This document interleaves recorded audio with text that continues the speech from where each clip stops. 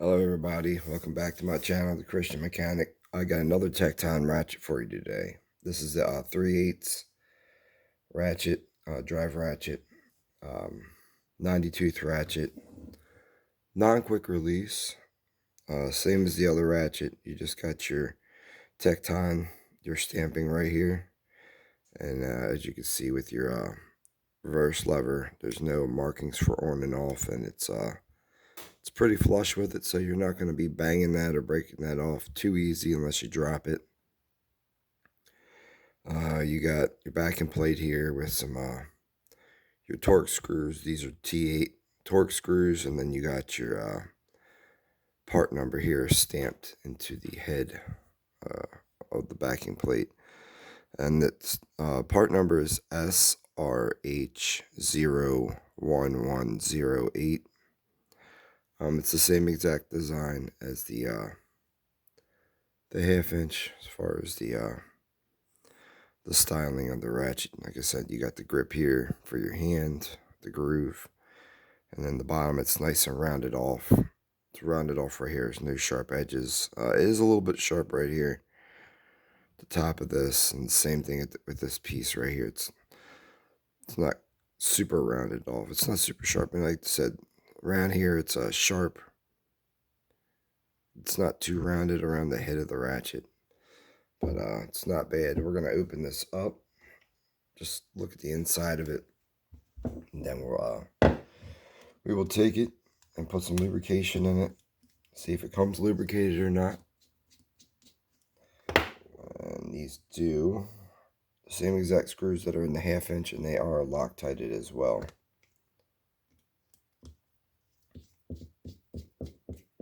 And this is I believe this ratchet is made in Taiwan. Now when I got the packaging, it didn't have any markings on it, but I believe Tekton ratchets are made in Taiwan. And this is probably a chromoly ratchet design. So there's your backing plate. As you can see, there's a little bit of oil around the very edge of the ratchet. And then here's your anvil. There's no bushings or anything like that. You do have one shim washer, just like you get when you get the Harbor Freight ratchets. You have a shim washer. Let me get yeah, plunger here. Plunger fell out. And it's the same style plunger that is in the same style plunger that's in the 1/2 inch ratchet, but smaller. And then here's your pawl. Your pawl is again 90 tooth, as you can see on the stamped onto the side of the pawl. You got all your different teeth on here for engagement. 1, 2, 3.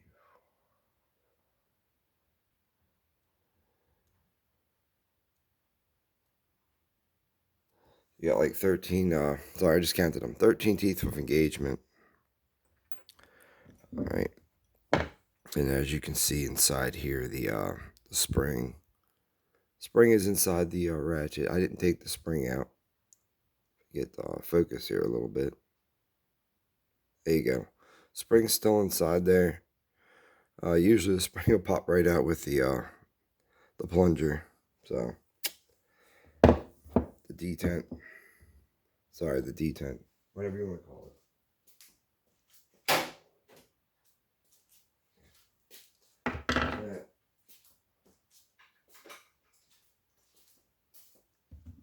Yeah, we'll just we can slide the spring out a little bit. Just a little bit. There's your spring right there. If I can get it out. Yeah, it's stuck. The spring's pretty well stuck in there. I don't want to pull it out because it may be a pain in the butt to get to go back in. Now, what I did on the last ratchet is I put a whole bunch of super lube on the anvil, and then the anvil didn't want to the pawl kept getting stuck to the anvil. So I'm just gonna stick super lube on the back of it, just so it helps it with because it sits down inside this piece right here. So I'm just going to stick some lubrication down inside there. I'm not going to put any. I'm just going to put oil on the anvil and oil on the rest of it. I'm not going to put no oil on none of the gears this time. So first we got to put the try to get this detent back in. I like to put the switch where it's straight up so it's easier to get it back in. And we'll get that in there, and then push it down with your finger, and then put your pawl back in there, and then drop your anvil in there.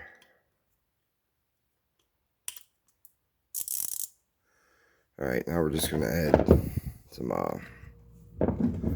little bit of 3-in-1 oil. Yeah, we're just going to add some 3-in-1 to the all the moving pieces inside here. Oh, and then the anvil wants to come out. Or not the anvil, the pawl. Paul was trying to pop that on me. Okay. So we got that on. Make sure you don't forget to put your shim washer back inside. And your plate. And your Torx bits, your Torx screws. Now make sure if you have any issues with these where they don't want to hold, you can reapply your Loctite to them if you want to. The only ratchet that I've ever used, the ratchet I've used where the pieces were coming loose was that 1/2-inch drive long handle flex head ratchet. That's the only ratchet where I've actually had I had to go back and retighten everything down because it kept coming loose. Okay, that feels good. So wipe it down a little bit. But yeah, I had taken the my 3/8 Icon back to work, but I'm gonna bring it home because I want to compare the two ratchets side by side. I will do that too. Now these pieces in this ratchet here, they look a lot like the ones that were used inside the flex head ratchets. I'm talking about the detent, the detent area, and then the plunger as far as for the switch piece for the pawl. That looks a lot like the flex head ratchet. Looks a little bit different than the Icon ratchet. The Icon ratchet to me looked a little bit beefier, thicker. But where all these ratchets usually break, they usually break around the shear off this head of the anvil. So as long as you're not busting any of the internals up, I don't see it being a big difference. As long as if you're busting the internals up, then they say the internals are weak. But as long as you're shearing off this, I mean, whatever you're putting on the inside is working. So that's it. I just want to thank everybody and just have a blessed day. Thank you, everyone.